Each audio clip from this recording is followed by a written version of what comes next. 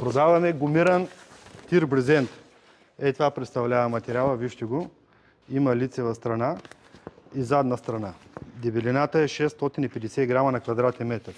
Значи това е изключително здрав гумиран материал, използва се за покриване на камиони, на тирове.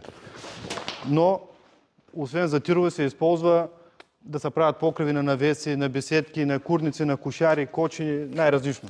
Заведения. Ей, това е сивия цвят, вижте го. Най-вървежден е сивия цвят, не знам, защо всички не го вземат. Не пропуска вода, е изключително устойчив материал е. Сега, една ролка е широка 2 метра и 50 сантиметра и е дълга 50 метра. Общо 125 квадрата. Който иска, даваме цяла ролка с отстъпка. А който иска, може да му отрежем парче. Ето тук клиент е поръчал едно парче. Това парче е 2 метра на 2,50. Ето това представлява, като го сгънем. Вкарва се в един чувал и се праща на клиента по еконто. Цветове имаме жълто, оранжево, сиво, синьо имаме, червено, зелено и кафяво. Ето ги. Количества имаме големи. Ако ви трябва, вече звънете и ще уточняваме.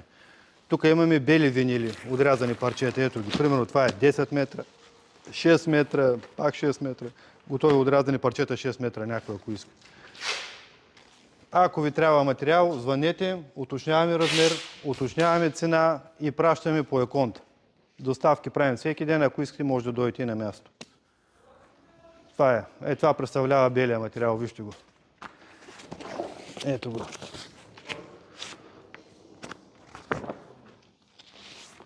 С широка употреба са. И за камиони, и за покриване на навеси. За покриви. Айде, заповядайте, кой колкото му трябва да се обажда.